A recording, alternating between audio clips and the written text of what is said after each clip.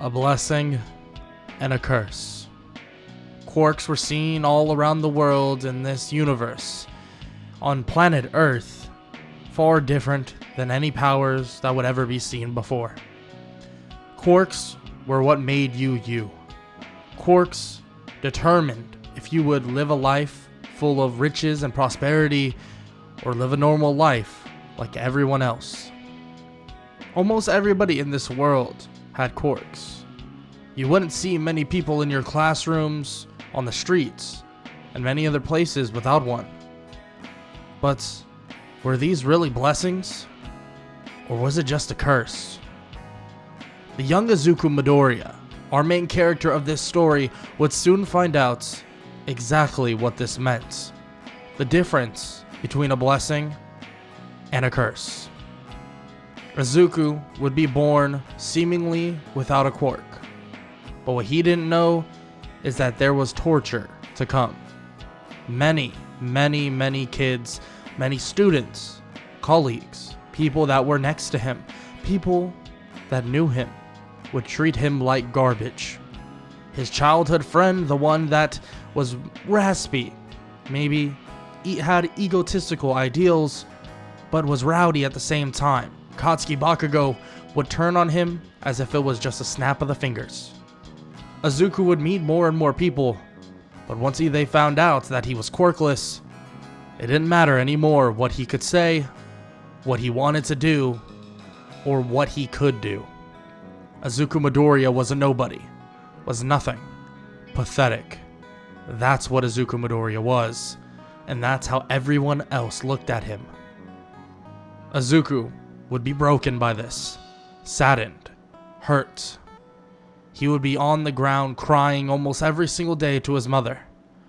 But his mother would tell him over and over that his life, it may feel accursed right now.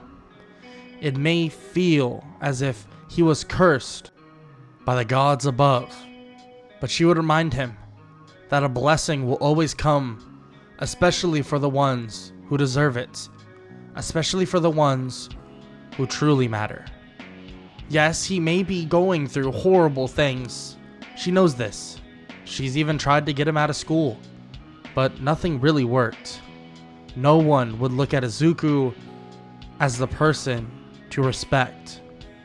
Izuku would hold on to that last bit of hope that his mother would give him, that his mother would allow him to hold.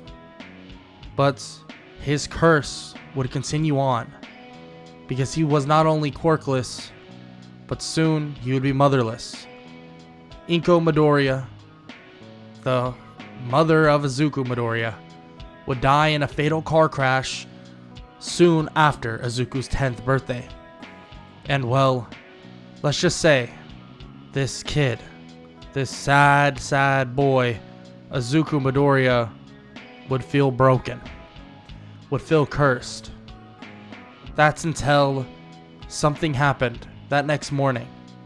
In a puddle of his own tears, crying himself to sleep, Izuku would wake up. But everything felt different.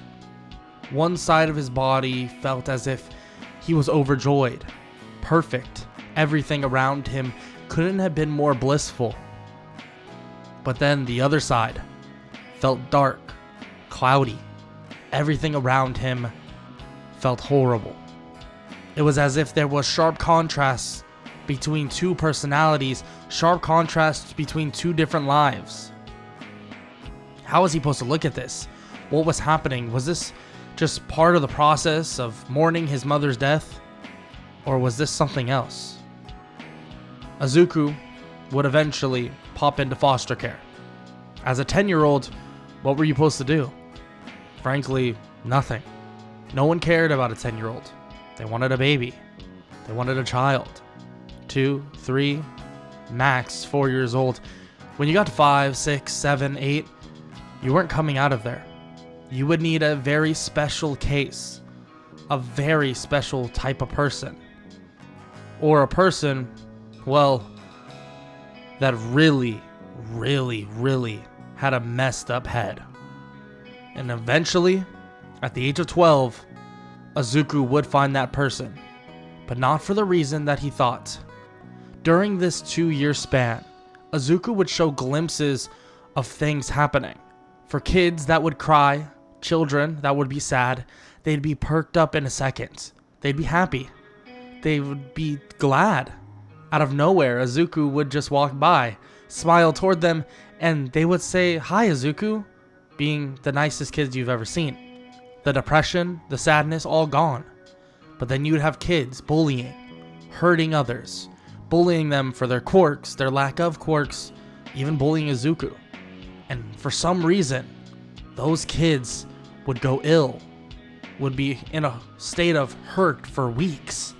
But luckily they would recover.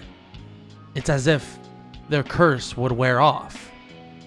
But it's the same thing for all the other kids that would smile. Eventually their blessing would wear off. Because even Izuku knew that happiness and sadness were no permanent ideals. They did not last forever. Izuku knew. He eventually realized what he was able to do, but he didn't know how to control it. How could you control a power like that? Control someone's emotional state? Would they have to be deserving of it? Could he bless someone that was so horrible in their actions? Could he bless someone like his old buddy, Katsuki Bakugou? He wasn't sure. He wasn't, not at all. But at the end of the day, these are things that need to be found out. And eventually, he would find them out very soon when he would get adopted by a parent. And this parent wanted things to be on the down low because he was the number 2 hero. Endeavor. Endeavor, fiery as ever, would be angry, pissed, and it seems like he accursed his own life, as if he was falling behind the number 1 hero for the entirety of it. Maybe he was losing something. Humanity? His children? Well, Izuku didn't know, but he can feel it within this man. This would be a test, but a test that he could not put into action, not immediately, because he still didn't know how to control his quirk properly. Eventually, Endeavor would settle on Izuku, hearing about this kid's powers, at least the rumors of it. And of course, Endeavor would take him away, telling him that the only thing that he'll be doing is training with his young boy, Shoto Todoroki. He needed to learn to use his powers properly and not just use his so-called ice powers. And maybe he can make the boy happy. Maybe he can make him feel, proper, especially after his mother abandoned him. Izuku, hearing all this, takes it at face value initially, obviously not knowing what's happening by any means, but eventually he would meet the boy, Shoto Todoroki. Stoic, he seemed odd. Izuku would walk up to him with a look of, sorrow on his face, feeding off of the sadness that, Todoroki had himself. Izuku would begin speaking with him, asking what he likes to do, what is his favorite foods. But of course, very few responses were even heard. Very few responses would be said by Shoto. Very subtle things would basically trigger him if they weren't careful. Izuku wasn't trying to hurt him. Izuku wanted him to feel better. Well, of course, that's what Endeavor wanted, but Endeavor doesn't really know the pain of feeling alone. Izuku did, though. All he cared about was his mother, and that was gone, taken away from him. But Todoroki's mother isn't gone. She may be hospitalized from the things he's heard, but she's not gone, not yet. Izuku tells him that that wasn't his fault. None of it was. That Endeavor is the reason behind it, and Shoto lashes out saying that he knows it's his fault, that it's Endeavor's fault, and that he'll never use that side of his quirk because that's the side that hurt his mother.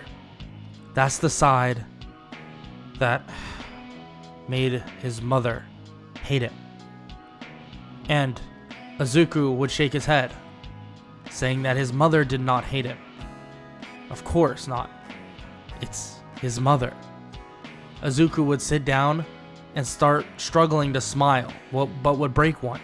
But just as he did, tears would stream down his face as he tells Shoto Todoroki that his mother died not too long ago. Right after his 10th birthday, she was gone just like that. He would tell him, don't and never dwell on the past, especially when someone that cares about you and that you care about them, well, they're still out there. Izuku cannot, well, let's just say cannot see his mother again. A tombstone is the only thing that he could even remotely check out. But nonetheless, he still carries the same smile, the same joy within himself, even if it's hard sometimes. And he understands that. It is. And he can tell that Shoto's been abused. Shoto's been hurt badly. Izuku would reach out his hand, but Shoto would flinch, telling him to back away. Izuku would shake his head once again and says to shake his hand. Shoto, not sure, but still decides to do so as they shake hands, and it's as if this flood of joy goes throughout Shoto's body. Izuku stands there as it seems that wounds within Shoto or on Shoto's body heal instantaneously. The scar even healing quite a bit, but unfortunately, that scar was too deep. He wouldn't be able to heal it entirely. But it seems that the kid deserved a blessing and Izuku was able to control it and give it to him. Maybe that's something he'll continue to be able to do.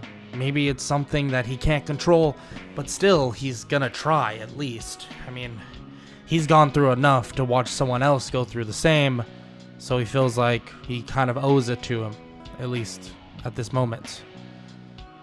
Todoroki feels way better. Feels as if he now understands. He understands everything that's around him and everything that happened. Of course, Endeavor is going to be Endeavor. His attitude, his regimen, it's all going to be the same. Izuku begins training with Todoroki, learning more and more about his powers, while both of them learning more and more about each other's powers. They become like brothers, but they hide this from Endeavor. And Todoroki even asks if Izuku could make Endeavor into a better father, but he doesn't know. He's not sure if that's even possible. Maybe it is, maybe it's not, but it's kind of out of his power. He's trying to learn to fight on his own for now. I mean, he's only done things for other people, never for himself, so maybe he can learn to defend himself as well and become a hero with Shoto. Izuku brings this up and Todoroki's fine with this. Izuku helped Todoroki throughout these years and continues to help him get over his issue with his other bit of his power, his flames. But he refuses, at least at this moment, to reveal his basically remedy for this. He refuses to admit to Endeavor that he'll use his flames, acting as if he never has. But he has. Izuku knows this, he knows this, and he'll continue to use them without the knowledge of Endeavor, at least to basically try his best to learn how to use his said powers, both of his powers. Izuku begins learning about himself, about the power that he can bestow upon himself through the blessings of his own quirk, and he continues to do this, and he realizes that his power seems to be extremely untapped. He thought that he was already at a point where he was knowledgeable about it, but this is different. Izuku now knows something that he never thought he would, initially at least. Now he knows that he can boost his own strength, speed, and basically other attributes about himself through the uses of blessings, or at least the blessing of himself. It's an odd concept, he believes. It's as if he is some otherworldly being now, but how does that even explain anything? How would he even explain that to anybody? He's not so sure. Frankly, it's kind of a concept that is unbeknownst to him, but still, if he focuses enough, he's actually able to bless himself, more or less allowing himself to gain power that he didn't even know about in the first place. Power that wouldn't even exist at all unless he even drummed up this idea. It's as if the blessing itself gives him power, but based on his own mind, his own willpower, his own creativity. One day during sparring at the age of about 14, Izuku and Todoroki are combating each other, and they're fighting, sparring really hard, and they're making sure that they get the most out of these fights, feeling that that is how they'll grow, eventually leading to Izuku getting this glow around him, a white glow, but has a dark shadow around him as well, and it seems like he's able to output the uses of his blessings in terms of personal power, but also curses, a weird curse-like remedy, it seems, and this power is something different. It seems like it's a more brute force, strength of a power, but Izuku can feel that it has this evil intent, as if he uses it, it is an intent to kill, to slaughter, to end someone's life. Of course, Izuku doesn't want this to be the thing. He doesn't want to feel this way. But still, this is what it feels like, and this is what it seems like. But Izuku would begin to tame this so-called power, learning of the strength of a blessing and learning of the strength of a curse, because both of them individually do very different purposes, but at the same time serve the same purpose. A quirk for Izuku Midoriya, the once quirkless human. Now this seems like an alleyway, a pathway for him to get stronger, a way for him to become a hero.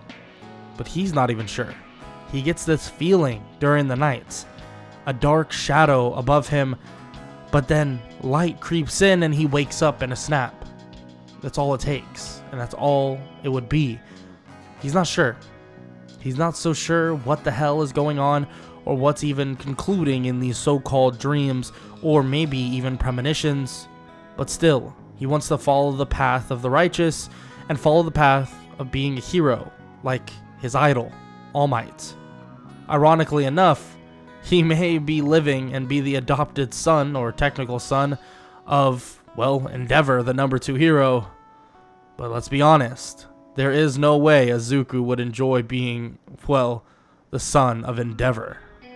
Of course, he still follows the way of being a hero from his idol All Might. And one day on a television screen, he'd be extremely surprised when he'd see All Might saving a young boy from, well, a giant sludge villain. It's odd. The boy looks familiar. Why isn't it ringing a bell to Izuku? He's not sure. But still, he tries to keep this away from his mind. He doesn't want to think about it too much. But at the same time, he is curious. Why does he look so familiar?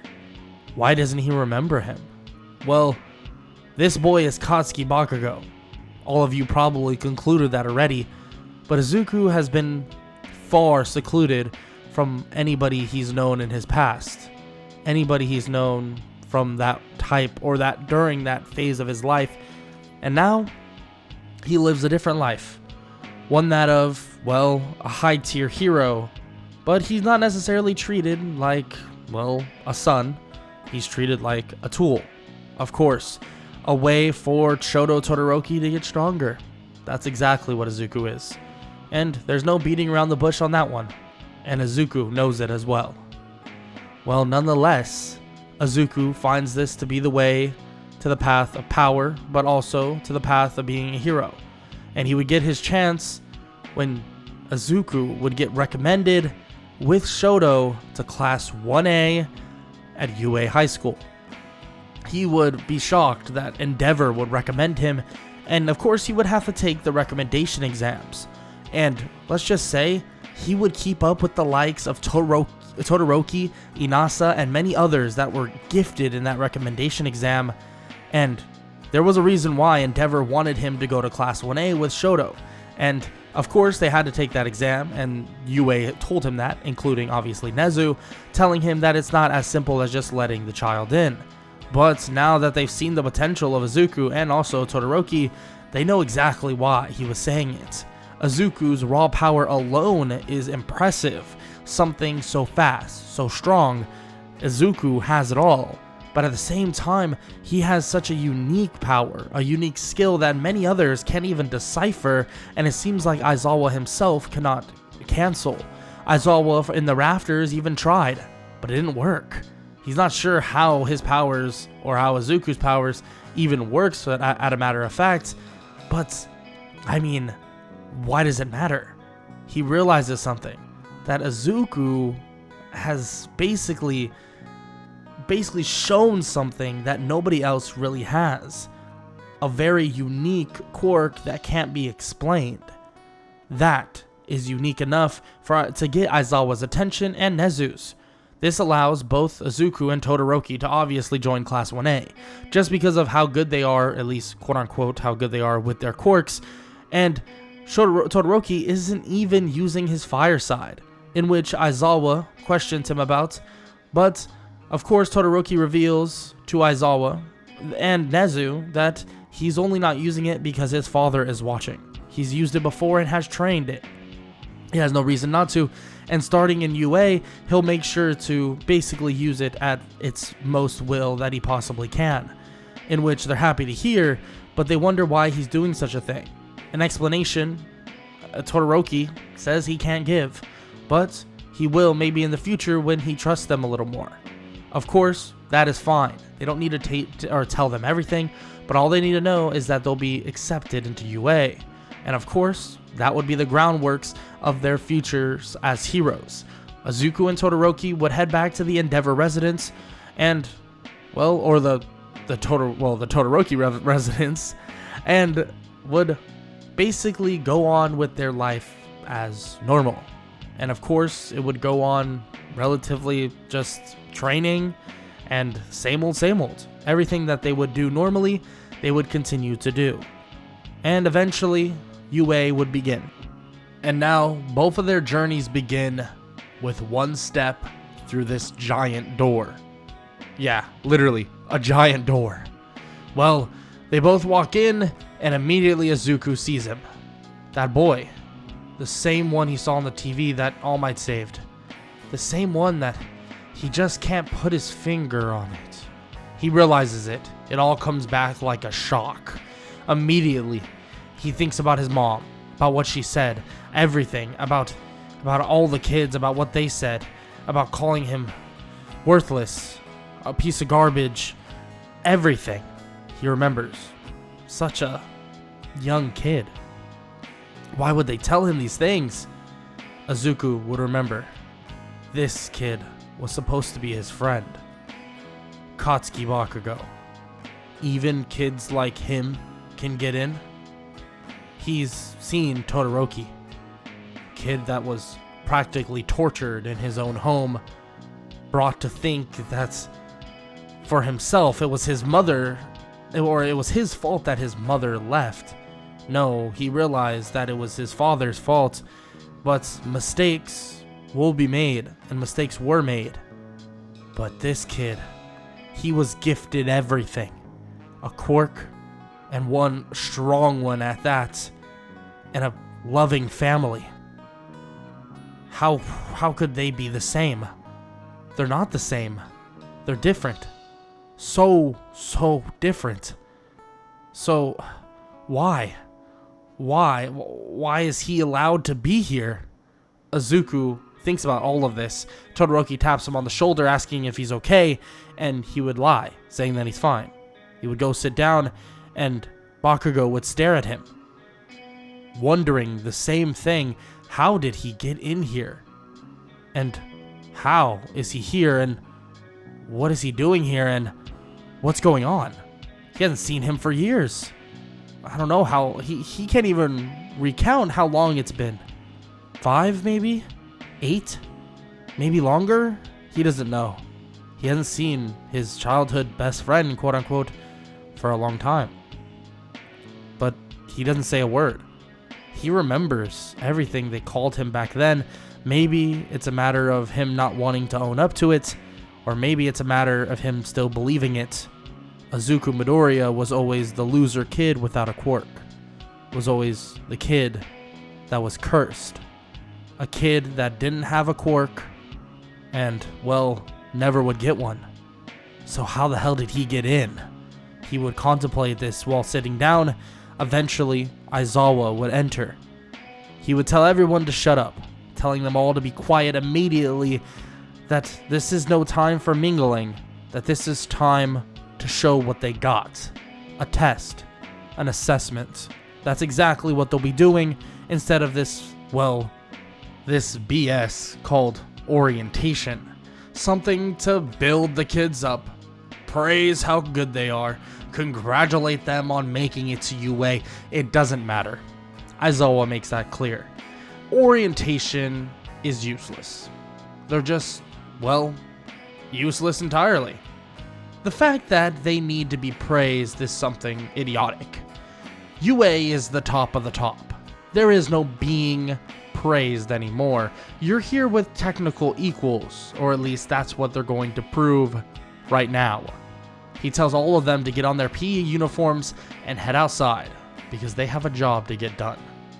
They are quickly dressed up, sent out, and now Aizawa is waiting on all of them.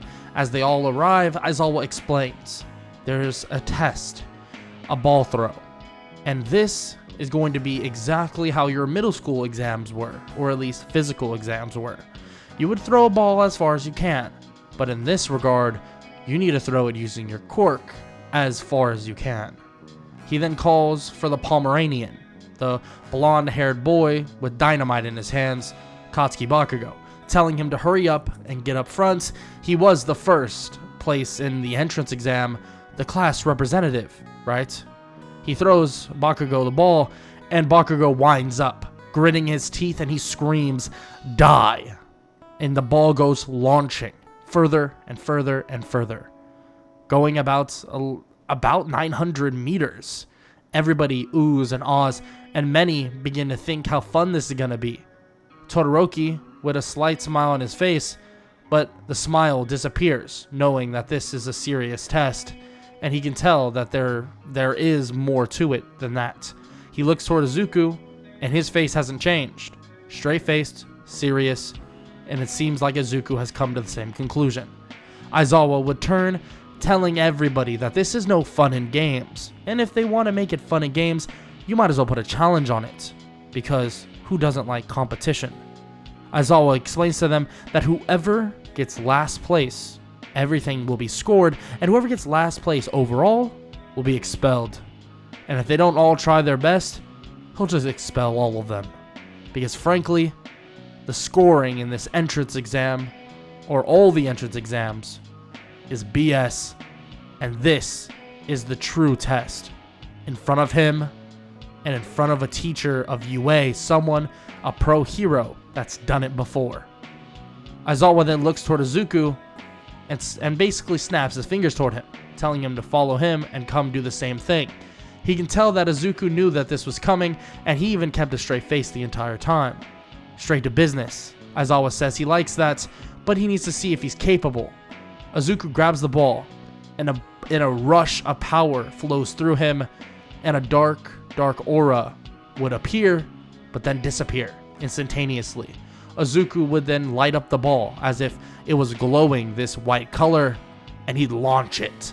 It goes skyrocketing, and Izuku would look toward Aizawa and look back toward the ball, and Aizawa would look at his phone.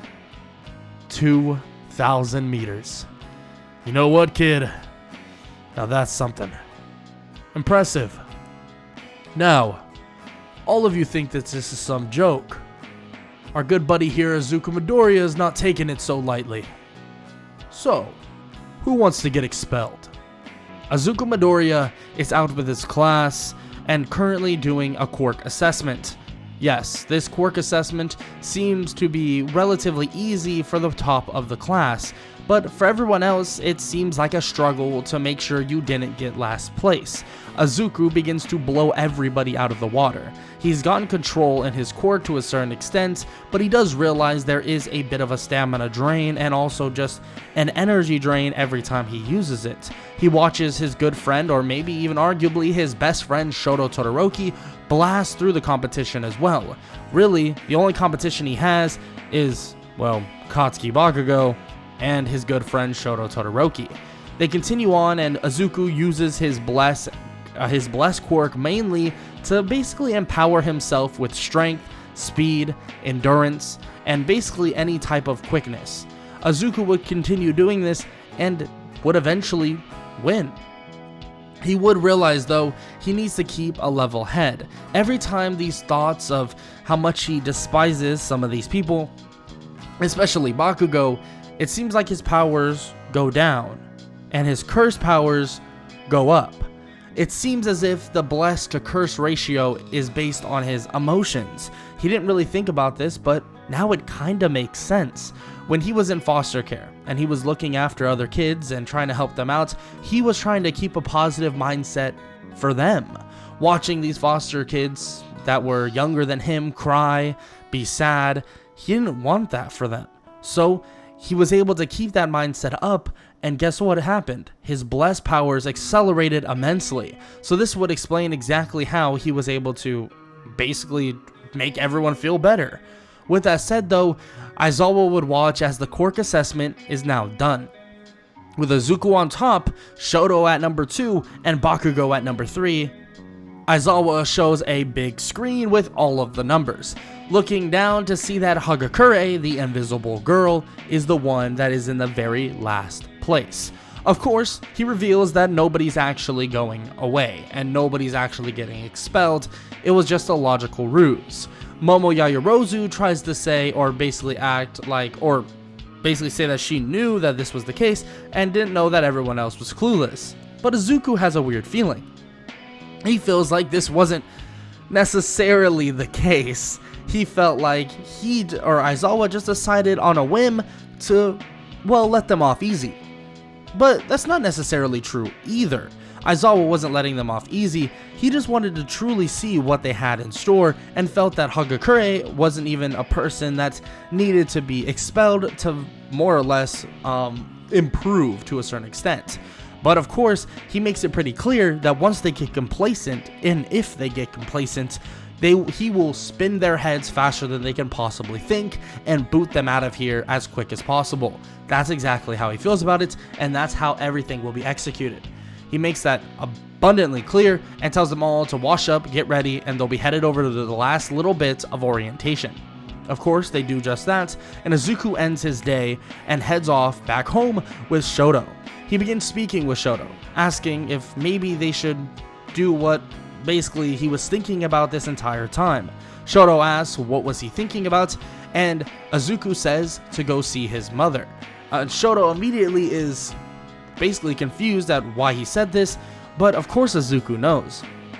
Izuku can tell that Shoto's been thinking about this for a while, and this would lead Shoto to actually reconciling with his mother far sooner, realizing that she is no crazy old lady or anything like that, and it's honestly a sad sight as he walks in. She seems so depressed, sad. Everything's going through her mind at once when her little baby boy is right in front of her once again, and luckily they're able to reconcile to a certain extent, and Izuku said he would just wait out in the waiting room. But the mother of Shoto Todoroki makes sure to make it a statement to walk out with Shoto to see this young man that changed his mind so much, immediately regarding him or Izuku as her son. Of course, she would be confused at why Endeavor would even adopt another child, and Izuku would explain a bit of the circumstance. And in a way, he got his way, but in another instance, Shoto really got his way in a way that more or less would allow him to truly come to terms with his quirks. Izuku would smile and be happy that Shoto's mother would be in a good place, and hope that she would be back home in a regular household, not Endeavor's household of course, but back in her own home very soon. And she says that she definitely will, as she smiles. Izuku begins to leave as an aura, or a white aura, begins to appear around Shoto's mother, and she goes to sit down and go take a nap. Izuku would smile as they leave, and Shoto would look at him and ask why he's smiling. Izuku shakes his head and just tells him that they should head home. But even in Shoto's head, he knows what Izuku did, and he appreciates him for doing it, even without saying a word. Izuku doesn't want confirmation, he doesn't want people to praise him, he just wants things to get better. He's seen horrible things throughout his life, and basically has dealt with horrible things, so he knows what it feels like to fall into darkness, and he could do that anytime now, and curse the entire world. But that's not what he wants. That Izuku inside, that happy Izuku, is still there, and he's holding on, and he wants to hold on for as long as possible. That's Izuku's goal. Of course, they head home. They do their normal workouts, sparring, whatever, and the next day they would head to school. Back to UA, Class 1A, getting ready for something a little bit different. Aizawa would explain to them that there is a bit of a hero practice that they're going to go through, and the one and only All Might is going to help them. Immediately, All Might busts through the door, saying his vintage, "I am here," and immediately the class is shocked and begins to freak out. Izuku is happy, especially, he's seeing his idol right in front of him, and now he gets to train under him. This is fantastic.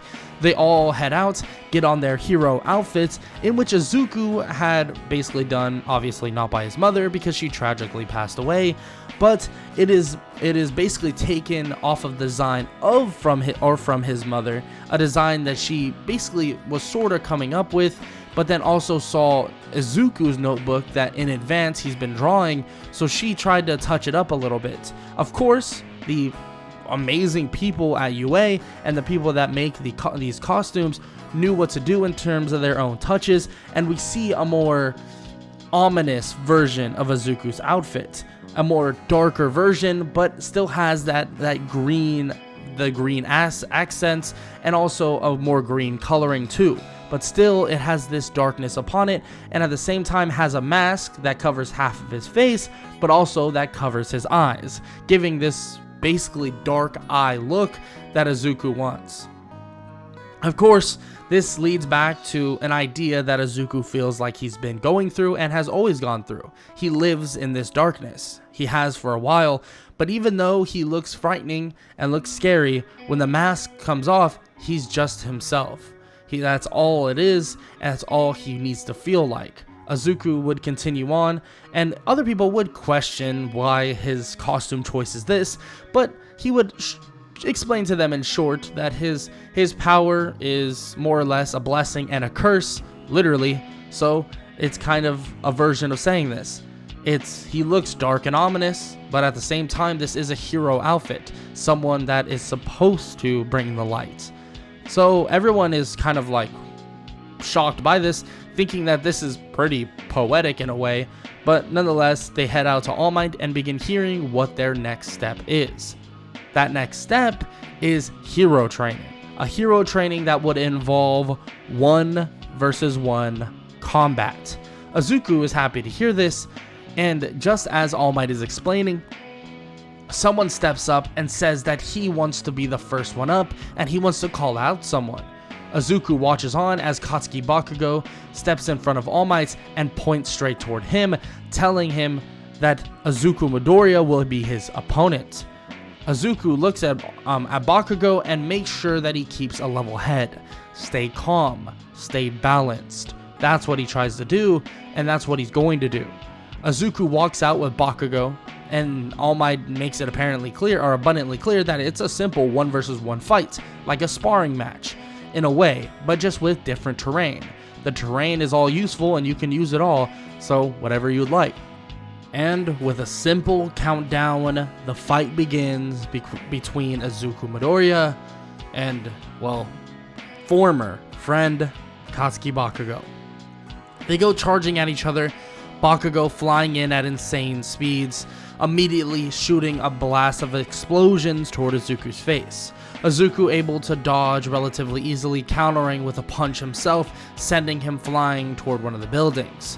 Bakugou would immediately grasp himself and make sure that he's good, exploding once again right toward Izuku. A constant, unrelenting pressure. That is all Bakugou wants. Pressure, pressure, pressure. Bakugou begins to explode over and over and over. And Izuku begins to get frustrated as each attack seems to be getting more and more quick.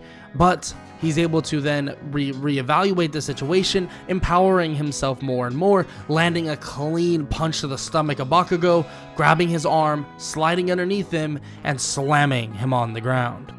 Bakugou then blocks a punch coming in and is able to get back on his feet.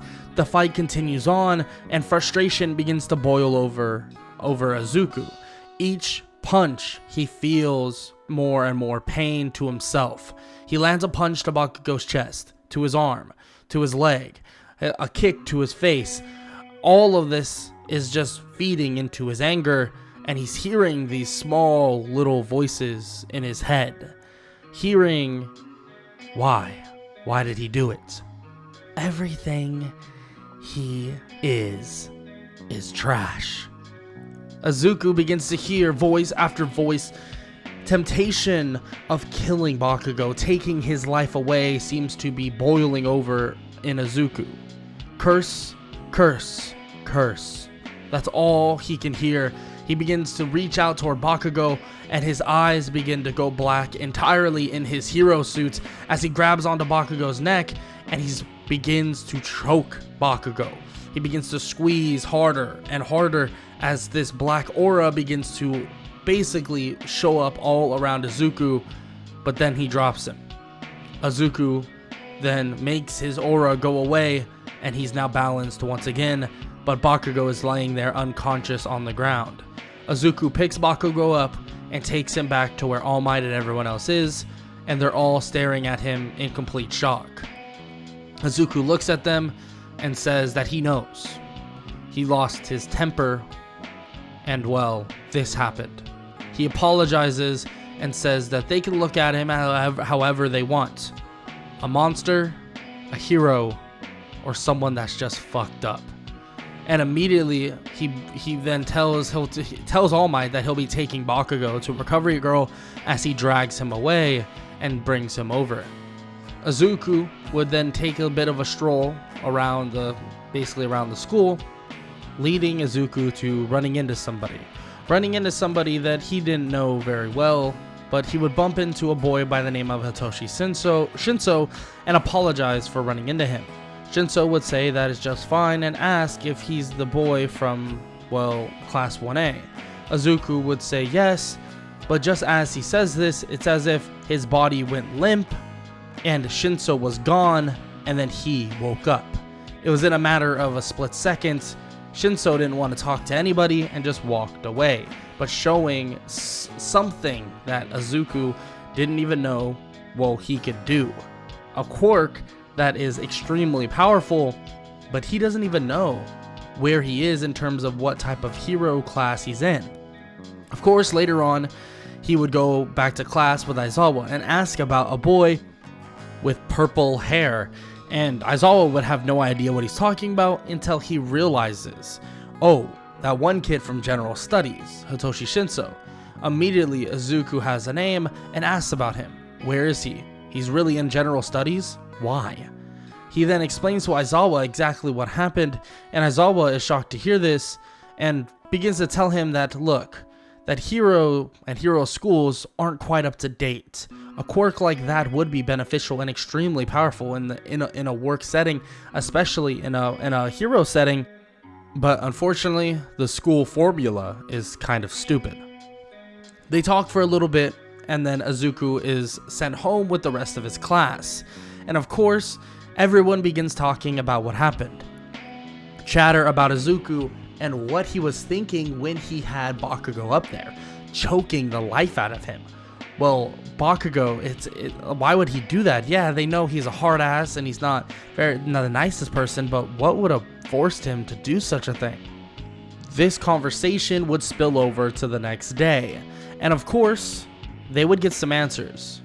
while in a group of all the girls, Momo Yaoyorozu, Jiro, and many others, including Minashido and also Uraka, they would get some answers about Izuku.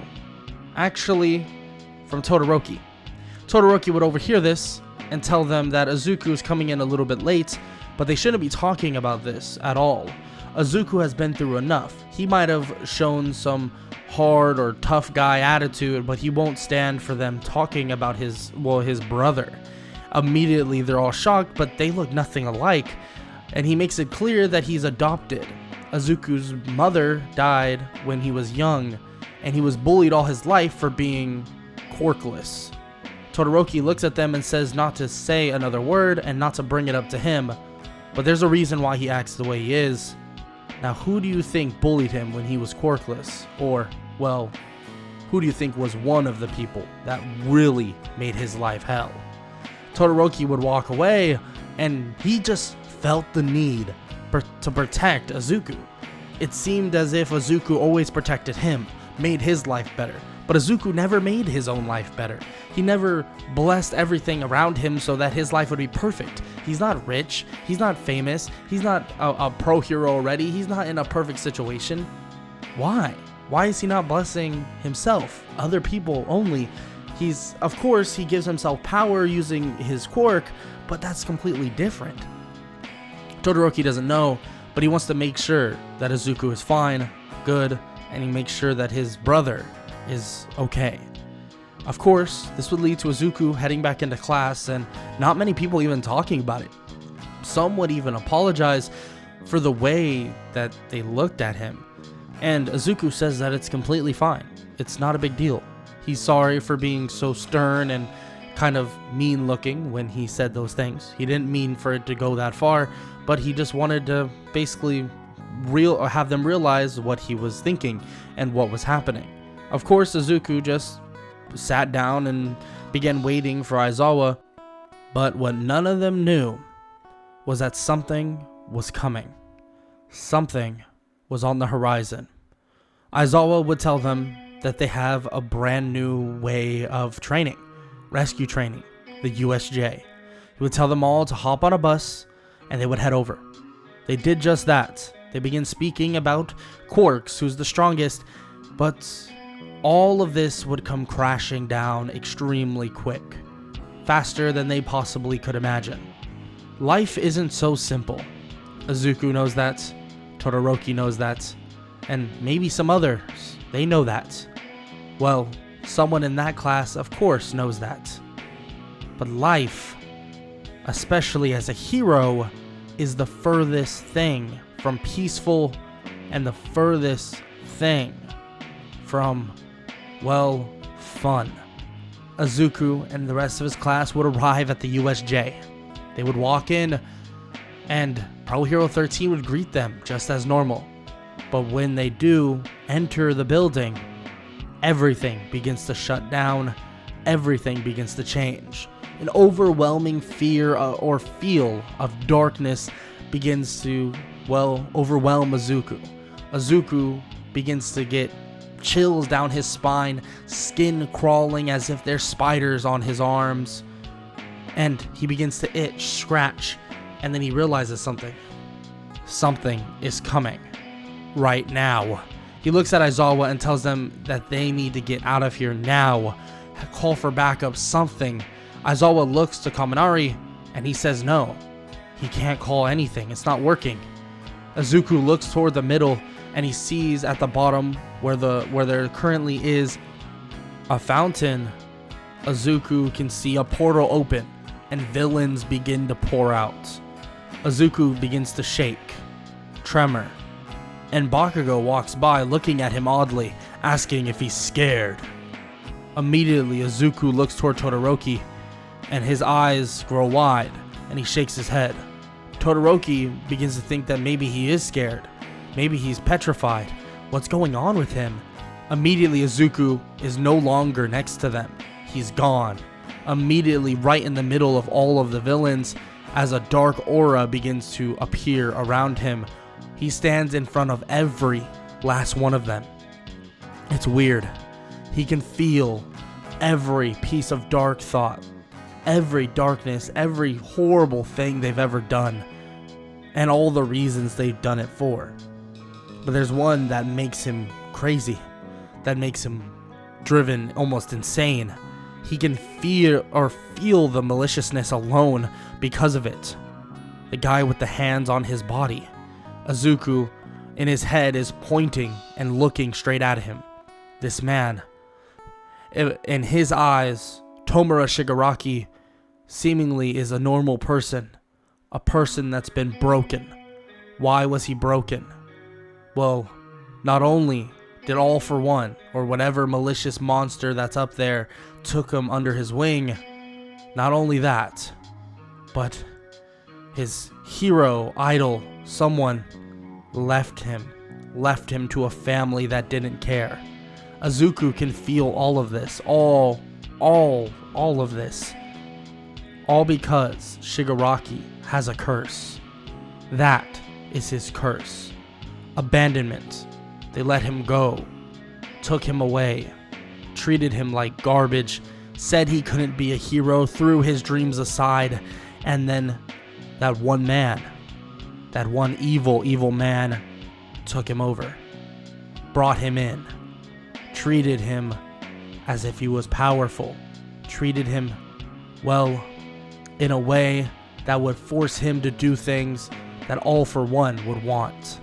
Izuku stands in front of all of them, and some of the lower tier villains question what's even going on, what is he doing, as one after another begin to drop as they scream in agony, terrified at what's in front of them, as if there's a monster ripping their face off, digging into their own heads, each and every one collapsing to the ground. Aizawa activates his core toward Izuku, but nothing even works. Immediately, all of those small tier villains are on the ground, and their skin is this boiling red color as if they've been cooked from the inside out. And nothing. Everybody is standing there shocked as all of these villains are laid out on the ground, not moving an inch. Not 1 inch. Immediately, the darkness begins to shrink, but not shrink enough. Shigaraki looks at this boy, looks at Izuku in complete shock. What the hell? What the hell are you? Izuku looks up, and he looks at Shigaraki, and says, broken. Just like you, Tenko Shimura. And immediately Shigaraki's face drops. How does he know that name? How is that even possible? Immediately calling out the Nomu steps out of a portal, but Izuku is staring back into another monster's face. Izuku is not afraid. Izuku knows what he's doing. Deku begins to stand in front of the entire group of villains, but they're all down for the count already. Shigaraki, someone that Izuku already reveals that he knows exactly who he is. How did Izuku even figure this out? What's going on? The heroes up there, Aizawa, Pro Hero 13, begin to question what even is occurring. How did Izuku know who this is? Does Izuku have some correlation to this person? Izuku begins walking toward Shigaraki, but just as he does, the giant monster known as the Nomu appears in front of him. The Nomu throws a punch at Izuku, and his arm disappears in an instant within this black cloud of mist. Izuku would dodge out, grab onto the Nomu's arm, and hip toss the Nomu across the USJ. His power is overwhelming at this point. Izuku's curse powers are overflowing, and he continues to walk towards Shigaraki. Shigaraki doesn't know what the hell is happening. It's as if a demon, a monster, some demonic creature is stalking right in front of him. Izuku continues barreling forward, the Nomu coming crashing in, landing a blow to Izuku as he gets sent to the side away from Shigaraki. Shigaraki looks toward Kurogiri, and Kurogiri asks if he wants to leave. But Shigaraki says no, not yet. not just yet. He wants to wait this out. He wants to see who the hell this kid truly is. Izuku would get up, and this monster figure, basically shrouded in mist, would walk back toward the Nomu. The Nomu would chase after Izuku, but would get slammed into the ground in a matter of seconds, as it begins to twitch around and twitch everywhere, and then begins to scream in pain. This Nomu begins to be absorbed within this cloud of darkness, and Izuku begins to just get up and walk towards Shigaraki once again. Izuku then stands in front of Shigaraki, and Shigaraki tries to grab him, but his hand goes straight through him.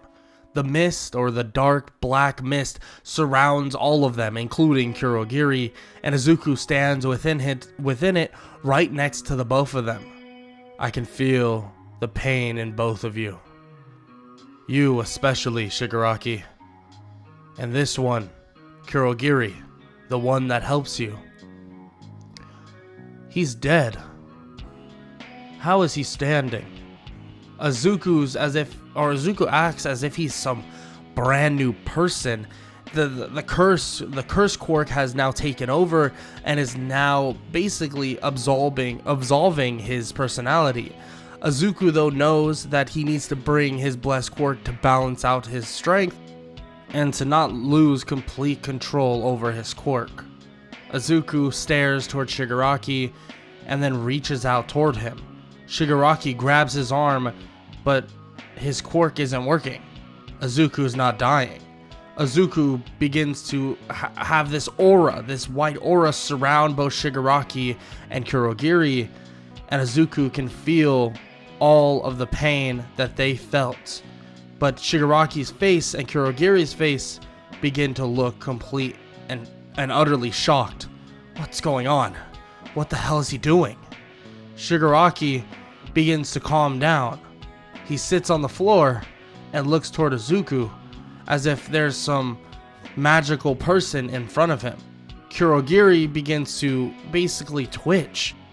He passes out on the ground, and out of nowhere, the mist that would normally surround Kurogiri, what thought to be his body, now disappears. And now it's someone else. Someone that was known by UA and known by Aizawa. But before he would even be seen, Izuku would begin to tamper with the mind of Shigaraki. But in a way, how would you call this tampering? It's different. Izuku's reaching out, reaching his hand out. Immediately, Shigaraki is as if he's looking into a void, but he's seeing something within his own head. A young Izuku going through hell and back, watching his mother die shortly after his 10th birthday, and many other things that he dealt with through his life, but at the same time still helping others. Shigaraki watches as this young Izuku walks up to himself in this younger version of himself, and reaches out a hand and says that he's sorry that he couldn't help him, that he wasn't there, but he's here now and he can help him right as they speak. Immediately, Shigaraki's whole mind and whole world begins to brighten up and then disappear. He would pass out as well, and Shigaraki would feel and see something that he hasn't seen in a long time, and that would be hope. He would see this hope that Izuku has given so many other kids, so many other people, in a matter of seconds. The dark cloud that surrounds Izuku and everybody else that was in the vicinity begins to dissipate. Everybody watches on, and Aizawa sees the man that is laying on the ground next to Shigaraki, and Izuku looks over toward them, saying that they might need some help to get them out of here. Just as he says this, All Might comes crashing into the USJ, saying, "I am here." But Izuku has already handled the incident. The Nomu is down for the count, and it seems like the other two are, well, reformed? He's not sure, but he can only hope that his power was enough. He begins to walk toward Aizawa and the rest of them, and Aizawa is about to lecture him about why he shouldn't do something so drastic, but just as he's about to talk, he not only sees Oboro on the ground, but he sees Izuku, the young boy that just did all of this, pass out and almost fall and slam his head on the ground as well. So he grabs him, makes sure that All Might has him and basically safe, and they allow him to head over to Recovery Girl. Izuku would lay there for a while. Minutes would become hours, and hours would become days. And it would feel like he would never wake up. What was going on? What was even happening? Izuku must have drained himself so bad that his quirk must have put him in some sort of comatose state. How is this even possible? What's going on? Izuku would be within his own mind, hurting, thinking, realizing. He begins to look beyond just the scope of hero work, look beyond just the scope of what's in front of him. Izuku would realize something, that all of these people, they're hurt, they're destroyed. He has the power to be judgment itself, but he also has the power to make every single prayer come true. At least that's what it seems to him, and that's what it feels like within him. He's not sure how this would even work, but during this time of sleep and comatose state, his power would build up, his strength would build up. Days would turn into weeks. Izuku would miss almost everything. They would believe that he would never wake up. Doctors had no clue what the hell was going on, and really nobody did at all. Immediately though, Shigaraki, Oboro would begin to basically go through interviews or interrogations, mostly Shigaraki. Oboro not knowing what the hell anything that happened, but somehow he was healed entirely, his mind wasn't bended, and he was just fine. He was the same person that he was when he left. He might be a technical adult, but maybe he has a bit of a childhood mindset, or at least the mindset of someone that's in their teens. But how is this possible? They would interview Shigaraki, and Shigaraki would explain everything that occurred, the person that he was, and also who he was working with. He would say that that's all over now. He doesn't feel the need to do such a thing, and that young child or that young boy helped him, made him whole again. He was broken just like him, but now he's not. Izuku may have helped those people, but at what cost to himself? The UA Sports Festival would pass. So would the internships. Soon, things would fall back into place, and things wouldn't even occur, frankly. The attack on Hosu City would never occur at all, and many other things would just be null and void without Shigaraki there. All for One would feel as if his plan somehow got shot in the foot. He's so used to basically knowing everything before anyone else could even figure it out, but now it's as if his plan has a major hiccup. He doesn't know what to do, but one day he decides that he'll go visit Shigaraki. They don't have him in a technical prison. They have Shigaraki in some sort of rehabilitation center. Shigaraki would sit up at night, but he would sit up at night because he would have these terrifying nightmares. He would revert back to that younger man he once was. There's still fear within him, and he's worried that that other version of himself is going to come back. Not only that though, he's worried about someone else, something else. Shigaraki is worried about All for One. Just as he looks out the window, he sees a silhouette walking toward the area he's currently in, and he hears the screams of people and a person, more and more people, one after another, die. All for One has entered the building and is now approaching the area where Shigaraki currently is. The heroes are currently converging on the area as they speak, and currently converging because they knew something like this would happen. They had a good feeling because they knew how important Shigaraki was to All for One. Of course, they didn't know it would happen this early, and they didn't know it would happen in a matter of, days or weeks, maybe months or something, but It seems like All For One didn't even plan at all. He just immediately went and headed over to get Shigaraki. When he would enter the building, he would kill person after person, eventually leading him to the room that Shigaraki is currently, living in. Shigaraki would back toward the wall, but immediately be ready for a fight. Shigaraki tells him that he needs to get the hell out of here right now, or else. Of course, All For One continues to walk forward and laugh at Shigaraki, telling him that he's just going to become one of their many experiments, and they'll need his quirk for a whole new thing. He didn't expect things to happen this way. He expected Shigaraki to take the mantle and eventually become so powerful that they wouldn't even recognize him. But of course, it ended like this. Shigaraki cracked under the pressure and fell to what? Some hero talking to him? What kind of bullshit is that? Shigaraki is completely shocked at the words that are being said and begins to slam his hand on the ground as it begins to crack underneath All For One. All For One reaches his hand out and it begins to send tendrils toward Shigaraki, but just as it does, a hole gets busted through the wall as All Might comes soaring in, landing a punch to All For One, sending him flying out into the city. All For One jumps back toward All For One to continue the fight, and the clash between Titans begins. All Might and All For One begin to brawl, fight like basically all out. All Might slightly stronger than he would be in canon because he didn't have to go through that stress that he did through the USJ originally. But All For One has a plan in mind, knowing that most likely All Might would have shown up. He's ready for this, and he's ready for a fight.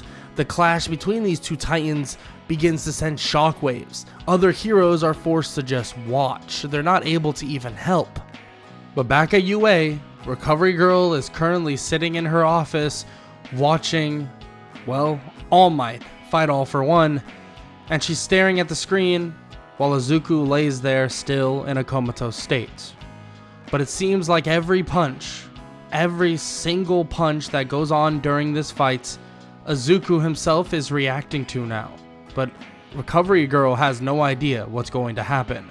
Izuku begins to emit this black and white aura of some sorts, half and half.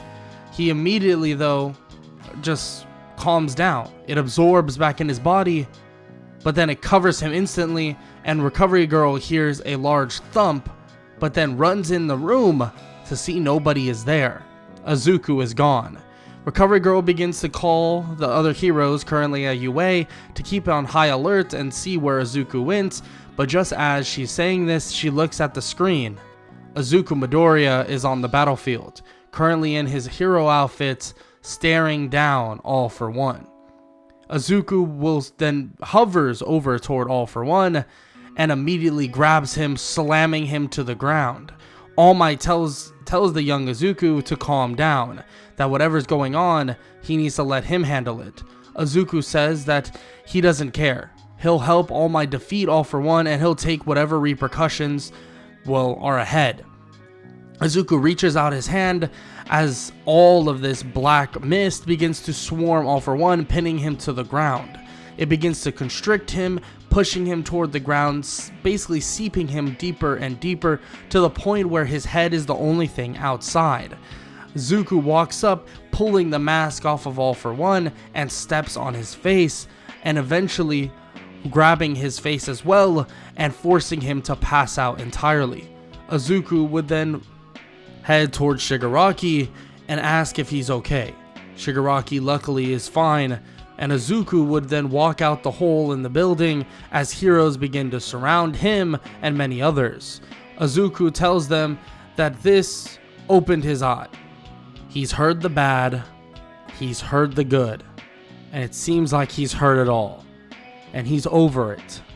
He's tired of all of these constrictions or restrictions that are on him.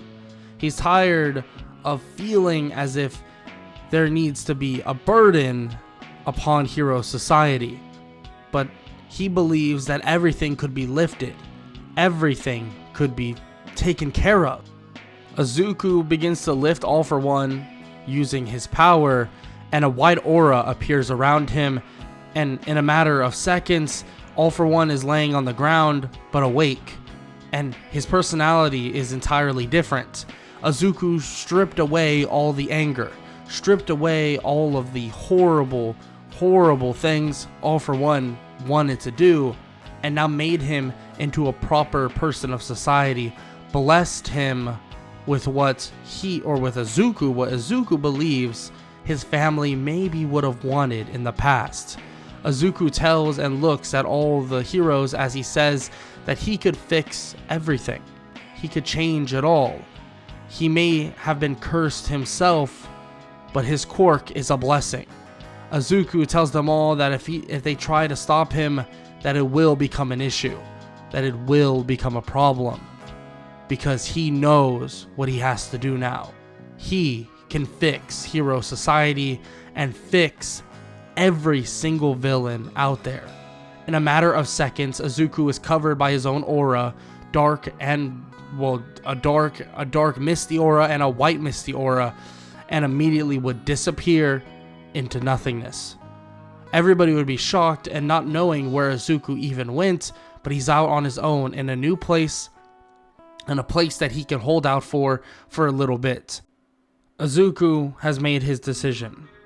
That now with this quirk, he needs to use it.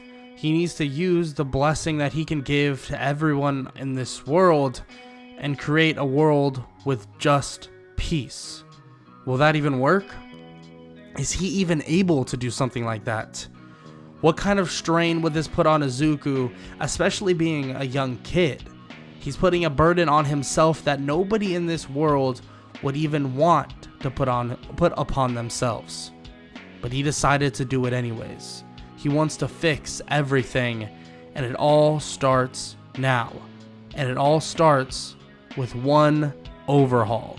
Someone he's figured out and learned of throughout this time, and he figured out the locations and everywhere he needs to be. But is time ticking on Izuku? What are the repercussions of his quirk? Curse and bless. How is he supposed to manage both of these? He's overwhelmed himself with the curse power and even the bless power, making super villains that were on the brink of basically wanting everybody to die, now somehow back to a stable person in society. How did he do this? And what type of things are in wake of Izuku's power? Of course, the Shihazaikai is the next step. But will he fall off that cliff after he takes that next step? Izuku Midoriya is hidden away, or at least hiding for now, in a base of operations, and he begins searching for some people that he knows he needs to find. And it all starts with one Overhaul. Overhaul, one of the more powerful beings and frankly one of the more powerful villains in this, on Earth and in Japan. Frankly, Overhaul has more impact than many would even believe, especially through the Shihazaikai. Izuku would begin walking the streets, gaining information and getting really anything that he needs to get. But every time a hero would notice him, know who he is, it's as if he disappeared into nothing. The hero realized that there was really nothing there, and then out of nowhere it was as if he wasn't there in the first place. This is obviously to do with his quirk, using slight bits of his curse type of energy or curse type of part of his quirk to basically manipulate things in people's minds. He disappears and reappears in a matter of seconds. He's gone from their mind in an instant, but maybe put in a situation or they remember him in a totally different place. Izuku would use this to get information, get everything that he needed, and it would eventually lead him to something specific. A very, very specific date that the League of Villains actually wanted to meet up with Overhaul. This would lead him to this big warehouse, and Overhaul would be waiting there with a bunch of his cronies. But as he does this, Overhaul gets a bad feeling, telling them all that they should leave now. It seems as if this person, or Shigaraki, is not showing up. and the League of Villains is not either. So they go to leave, but they can't get out. There's no doors, there's nothing even there. Windows are no longer existent, and it seems like the room is closing in on them, quicker and quicker. They try to break through the wall, but it's as if it was solid steel. They can't even, basically can't even put a dent in it. He tries over and over and over again. Nothing is working, their quirks aren't working, and out of nowhere, this giant shadow begins to surround them. Creatures, demons, and monsters alike begin to basically show themselves, reveal themselves, and begin to creep toward Overhaul and a bunch of his partners from the Shia Hazaikai. The curse type of power begins to swarm Overhaul. He tries everything to get out of there, anything at all. He'll do anything. But just as this idea crosses his mind, Izuku enters Overhaul's mind, walking around and speaking with Overhaul himself, asking why he should be forgiven, asking what he's done to actually benefit society. But the more Izuku looks into the thoughts of Overhaul, the more he digs deeper and deeper and deeper, he realizes something. Something within his mind, something within his brain. He realizes that he wants something interesting. He wants to make it so that quirks disappear. He believes that the human body will not be able to keep up with what is at stake. He believes that the human body will not be able to keep up with the power that will creep through. Of course, in a way this is correct. Izuku sees this to be that. But the way he's doing it, wow.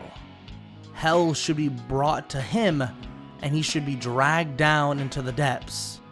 Because, well, he's doing this all at the expense of a child, a little girl by the name of Eri, and Izuku begins to tear them all apart. Mentally, of course, but their bodies would be as if they were potatoes or vegetables. They would lay there, nothing within their brain, tortured from the inside out, and Izuku would take all the curse basically power back within himself. At this point, Izuku can feel power boiling within his skin, and it makes him feel uneasy, as if he's losing the judgment, the true judgment he needs to know what he should be doing. He feels his humanity slowly slipping away from him, but before that happens, he needs to do something quick. He immediately goes to where that little girl is located from the memories that he got from Overhaul, finding Eri, saving her, and bringing her to a place that is better. He gives her the ability to smile. He gives her happy memories after he uses the blessed part of his quirk, balancing out himself once again, but he can feel inside that there's a monster. There is a monster within, but he feels that maybe, just maybe, he can, guide it in the right direction. His quirk is strong, and maybe to an extent Overhaul was correct. Quirks will arise and show that evolution of quirks is far faster than humans themselves. We have people spraying fire, ice, explosions. Izuku's even different. Far, far different. His power is based on a concept that is theoretical, based on a concept that doesn't actually exist. A blessing cannot be seen in factual statements, cannot be seen as, something out of thin air. He's the embodiment of curses and blesses. I mean, how does that even fathom? How could he even fathom that? How does that even work? And how does he even maintain this level of power throughout his body? And soon he would realize, and soon it would come right to him that he won't be able to hold that power within. He won't be able to do it forever. He continues his hunt for villainy, continues basically rehabbing villains in an instant and absolutely changing society for the better. Even after the fact that, All Might would be extremely out of commission, of course, just like normal, it wouldn't even matter. Crime rates would be even lower than what they would be with All Might being in his prime. It's as if crime was going away slowly but surely. But Izuku's mental state was becoming unstable. Izuku's mental state was beginning to crumble. His power began to overwhelm him, and it began to show him certain things and tell him certain things. He would get flashbacks of his past, things that he's seen his mother crashing and dying in a car accident, and many other things happening. His mother's tragedy, his own tragedies. He continues to see these over and over and over and again. Eventually hearing a knock on the door that is basically in this abandoned house that he's at. He goes to the door to basically figure out who it is, and when he opens up, he sees Shoto Todoroki, his brother. Actually, he might not be of blood, but he is his brother. He asks Izuku if he's fine, if he's okay. The people are worried, and Izuku says that he's just fine. All he cares about is the same thing he's been saying forever. He wants all of it to go away. All the pain, all the suffering, every last bit of it. That's what Izuku wants. And out of nowhere, Izuku feels an immense amount of pain within his body. He begins to collapse to the ground, and he looks up towards Shoto as Shoto's body begins to glitch out as if this wasn't even real. Izuku begins to wake up in this dark void of an area. The area is surrounded by these sounds of footsteps, snarling and growling. Izuku is confused. Where is he? He continues to look around, but there's nothing but a dark void until he touches the ground. He touches the ground, and it feels as if everything changes. The mood brightens up, he becomes happy, and the entirety of the room is this translucent like color. It's as if it's transparent and he's seeing the world around him. But at the same time, there's nothing in this room. It's as if he's seeing everything at a whole different plane of existence. Izuku looks on, and through his own eyes, he sees so much more than he could possibly realize. He sees his friends, his mentors, and the people he cares about pass on throughout time itself. It's as if he's watching their lives, and he's watching everyone's life at the same time. He's not sure how this is even possible. What's even going on? As he's thinking these things, as he's saying these things, this odd figure shows up behind him, and he begins speaking to Izuku, telling him that yes, society will crumble, and unfortunately quirks could be the reason why. But Izuku himself could be also the reason why it's saved. He tells Izuku something, that he's been here for a long, long time, bearing the curse of this world, but still, everything happens for a reason. He then shows Izuku something, shows him something very odd. He sees Overhaul being captured, defeated, right in the same warehouse that he was in. He sees Shoto dealing with his problems, speaking with his mother, and handling things far quicker than normal canon. He then sees more and more.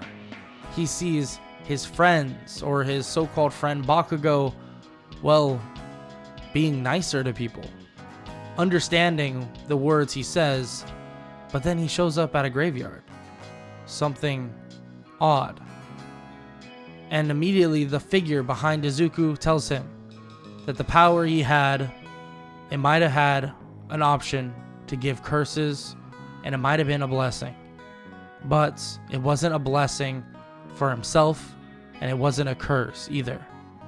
There was a choice to be made throughout this time. Izuku made that choice. He helped so many. And yes, he used the power of curses and basically this dark power that would draw him in to take down as many people as possible. But all of it was for the betterment of the people around him and for the betterment of the people in the world. This figure refuses or doesn't at all show themselves. It's just this omnipotent figure, as if it was a godly figure itself. Izuku's confused. What is going on? He was alive through all of that. But no, he wasn't. That was not Izuku. Izuku may have caused those things to fall into action, but he was just, well, watching from a different point of view. A point of view that was pure, well, use of this dark power that would allow it to take over him. But it was obvious that Izuku wasn't going to be taken over. He did all of this, but he blessed and basically helped everybody else do this. He helped Bakugou overcome the grief he had when, well, Izuku passed away in the beginning of the story. Izuku might have, well, seemed to go through life the entirety of the way, and in a way he did. But it was different. There's a reason why he can see life and everything that happens in between in a matter of seconds. In a movie-like format, Izuku can see it all. He might have a quirk that is based around cursing and also blessing people, but his power is for a different purpose. This is the purpose.